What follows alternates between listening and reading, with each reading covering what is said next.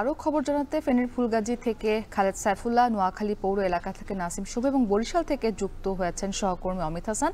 তবে শুরুতে আমরা ফেনীর খবরাখবর জানবো। খালেদ, দেখতে পাচ্ছি আপনি যেখানে আছেন এখনো বৃষ্টি হচ্ছে, জানাবেন যে পানিতে তলিয়ে যাওয়ায় কোন কোন সড়কে সেখানে জলাবদ্ধতা তৈরি হয়েছে, যান চলাচল বন্ধ রয়েছে এবং কতগুলো গ্রাম এখন পর্যন্ত প্লাবিত হয়েছে।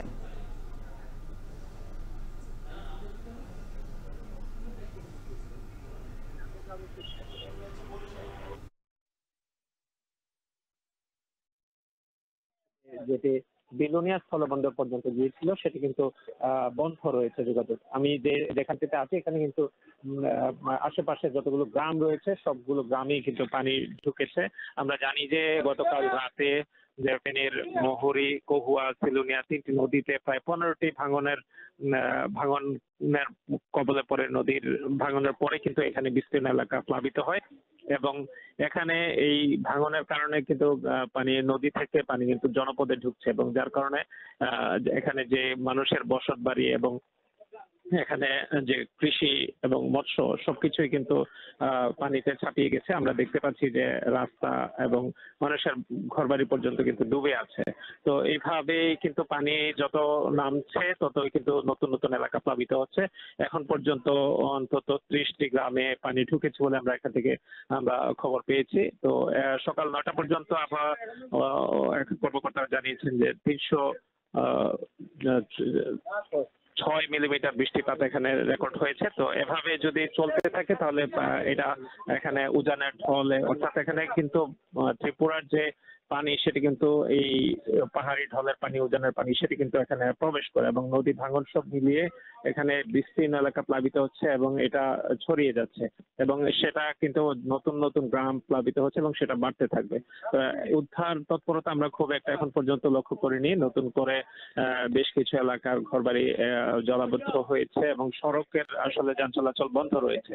এখানে ফুলগাজী সড়কে আমরা সকাল থেকে দেখছি যে যানবাহন এখানে চলাচল বন্ধ এবং পরশুরামেও বিস্তীর্ণ এলাকা প্লাবিত হয়েছে। সেখানেও কিন্তু মূল সড়কের বাইরেও যে ছোট যে সড়কগুলো রয়েছে সব সড়কেই কিন্তু পানি উঠেছে এবং পানি এখান থেকে না নামা পর্যন্ত আসলে কিন্তু বোঝা যাচ্ছে না যে এটা কতটুকু ক্ষতি, মানুষজন কি পরিমাণ ক্ষতিগ্রস্ত হয়েছে।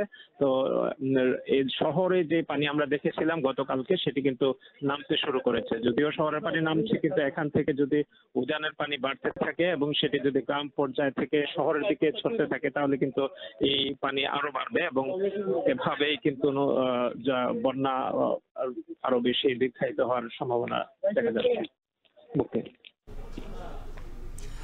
এবারে আমরা সহকর্মী নাসিম শুভর কাছে যেতে চাই। শুভ, নোয়াখালীতে বন্যার আশঙ্কা কতটুকু এবং কোন কোন উপজেলায় ক্লাস পরীক্ষা বন্ধ ঘোষণা করা হয়েছে?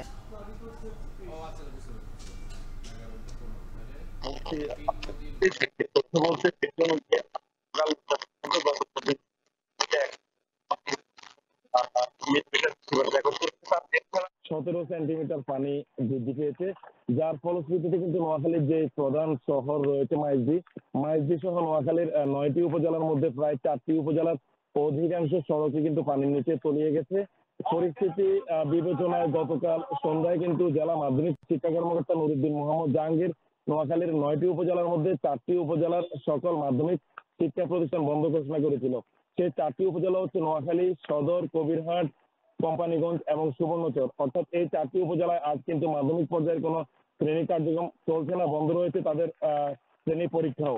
তো আমি এই মুহূর্তে আছি নোয়াখালীর জেলা প্রশাসকের কার্যালয়ের সামনে এবং আমার পিছনে দেখতে পাচ্ছেন এখানেও কিন্তু প্রায় হাঁটু পানিতে নিমজ্জিত। গতকালের পর থেকেই গতকাল রাত ভরও কিন্তু বৃষ্টি হয়েছে, এখনো বৃষ্টি হচ্ছে, বৃষ্টির সাথে সাথে কিন্তু পানিও বেড়ে চলছে। এদিকে ফেনীর পানি কিছুটা নামলেও সেই পানি কিন্তু নোয়াখালীর নিচু এলাকা হওয়ায় ওই পানির চাপ নোয়াখালীতে বাড়ছে, যার কারণে কিন্তু নোয়াখালীতে পানি ক্রমশই বাড়ছে এবং নোয়াখালীর মানুষ আবারও বছর না ফিরতেই বন্যার আশঙ্কা করছেন। এবং নোয়াখালীর জেলা প্রশাসক খন্দকার ইশতিয়াক আহমেদ কিন্তু আজ সকাল 11টায় জেলা ত্রাণ ও দুর্যোগ ব্যবস্থাপনা কমিটির জরুরি সভা ডেকেছেন। কিছুক্ষণ আগে আমার সাথে কথা হচ্ছে জেলা প্রশাসকের, তিনি জানিয়েছেন নোয়াখালীতে বন্যা হওয়ার যে আশঙ্কা সেটি একেবারেই কাছাকাছি সময় চলে এসেছে। অর্থাৎ আর দু একদিন যদি এভাবে বৃষ্টি হতে থাকে এবং ফেনী থেকে যদি উজানের যে পানির ঢল সেটি নোয়াখালীর দিকে নামতে শুরু করে তাহলে কিন্তু নোয়াখালীতে দু একদিনের মধ্যেই বন্যায় পড়তে পারে। সেই লক্ষ্যে যেন আশ্রয় কেন্দ্রগুলো প্রস্তুত করা হয়। পাশাপাশি নোয়াখালীর যে স্থানীয় বাসিন্দারা রয়েছেন তাদের যেন দুর্ভোগ কিছুটা হলেও কমানো যায়, সেজন্যই কিন্তু আজকে তিনি জরুরি সভা ডেকেছেন। এদিকে আমি কথা বলেছি নোয়াখালীর পৌর এলাকার বাসিন্দাদের সাথে। তারা বলেছেন গত 2 দিন থেকে পৌর এলাকার প্রায় লক্ষাধিক মানুষ যারা কিন্তু পানিবন্দী অবস্থায় রয়েছেন। যে সকল এলাকায় গতকাল সন্ধ্যা পর্যন্ত পানি ছিল না, সে সকল এলাকায়ও আজ সকালের মধ্যে কিন্তু পানি প্রবেশ করেছে। এতে করে যারা পৌরবাসী রয়েছেন তারা যেমন ভোগান্তিতে পড়েছেন, পাশাপাশি পৌর এলাকায় নোয়াখালী জেলার প্রধান সবগুলো সরকারি এবং বেসরকারি দপ্তর হওয়ায় এই সকল দপ্তর যারা কর্মজীবী রয়েছেন, যারা চাকরিজীবী রয়েছেন, তারাও আসতে বেশ আসলে এই ছিল মুক্তি এখন পর্যন্ত নোয়াখালী থেকে আমার কাছে বন্যার পূর্ব সময়ের যে পরিস্থিতি সেটির এখন অব্দি সবশেষ। আমরা নোয়াখালী থেকে এবার যেতে চাই বরিশালে। অমিত, জানাবেন যে গেল 24 ঘন্টায় সেখানে কত মিলিমিটার বৃষ্টিপাত রেকর্ড করা হয়েছে এবং আবহাওয়া অফিস কি বলছে?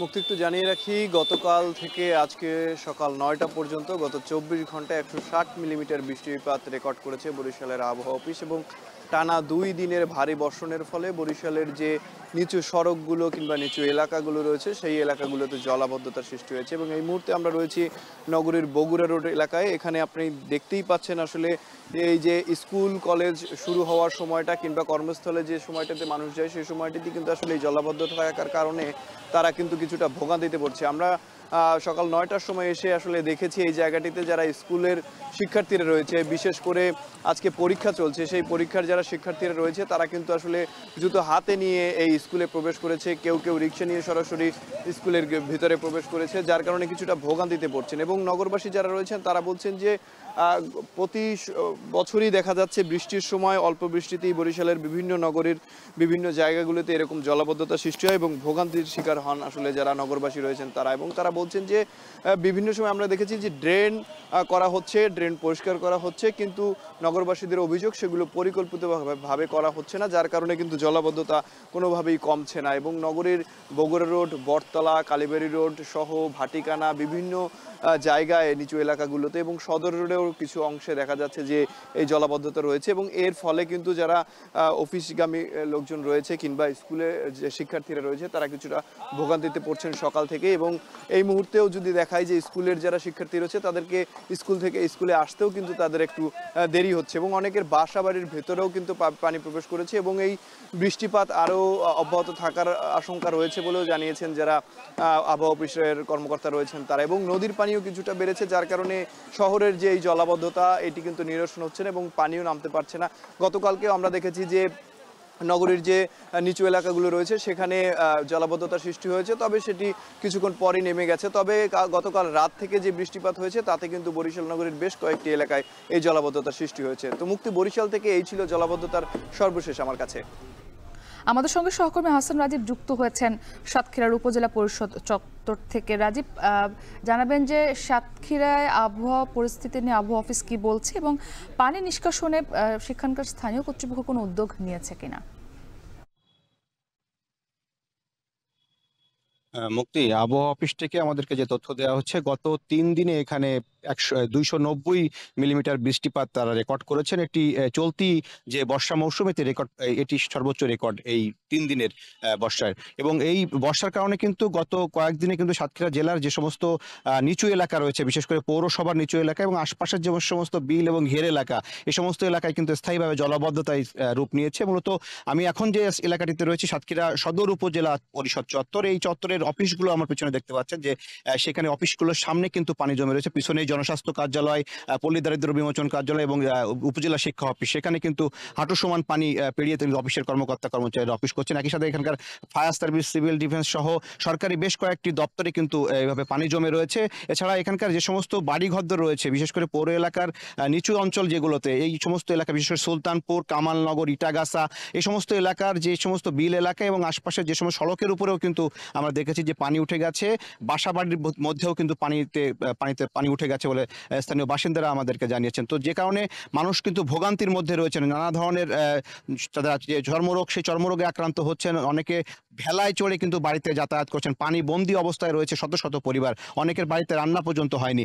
যে সমস্ত বাড়িতে কাঁচা ভিটে রয়েছে, বিশেষ করে মাটির যে সমস্ত ভিটে, সেই সমস্ত বাড়িঘরদর কিন্তু ধসে পড়ছে বলেও তারা আমাদেরকে জানিয়েছেন। এছাড়া সাতক্ষীরার শহরের যে পৌরসভার বাইরের যে ইউনিয়নগুলো, বিশেষ করে ব্রহ্মরাজপুর, ধুলিয়ার, ভোমরা স্থলবন্দর এলাকা সহ এই সমস্ত এলাকাতেও কিন্তু বেশ বড় আকারে জলাবদ্ধতা হয়েছে এবং সেখানকার পানি নিষ্কাশনের কোনো পথ নেই। মূলত এখানকার যে সমস্ত ঘেরগুলো রয়েছে, ঘেরগুলো দিয়ে কিন্তু পানি সরতে পারছে না, সেখানে ছোট ছোট বেড়িবাঁধ থাকার কারণে এই পানিগুলো সরতে পারছে না বলে জানিয়েছেন স্থানীয়রা। জেলা নাগরিক কমিটির নেতৃবৃন্দ কিন্তু এখানকার প্রশাসনের সাথে তারা কয়েক দফায় কিন্তু মিটিং করেছেন এবং প্রশাসনের পক্ষ থেকেও এই পানি নিষ্কাশনের জন্য নানা ধরনের উদ্যোগ আমরা দেখেছি। যদিও এখানকার পৌর কর্তৃপক্ষ বলছে যে তারা ড্রেনেজ ব্যবস্থা যতটা উন্নত করুক না কেন, খাল বা যে নদী দিয়ে আসলে পানিটি নামবে সে ধরনের খাল বা নদীতে পানি নামার কোনো পথ না থাকার কারণে মূলত এই পানিগুলো নিষ্কাশিত হতে পারছে না। যে কারণে যারা চেষ্টা করছেন তাদের চেষ্টা অব্যাহত রয়েছে, তারা ড্রেনেজ ব্যবস্থাপনা এবং যে ঘেরের যে অবৈধ বেড়িবাঁধ সেগুলো অপসারণের চেষ্টা করছেন। তো এই ছিল আমার কাছে সাতক্ষীরা থেকে জলাবদ্ধ পরিস্থিতির সবশেষ তথ্য। ফেনী, নোয়াখালী, বরিশাল এবং সাতক্ষীরা থেকে আবহাওয়া পরিস্থিতি জানাতে আমাদের সঙ্গে যুক্ত ছিলেন আমাদের সহকর্মীরা। এদিকে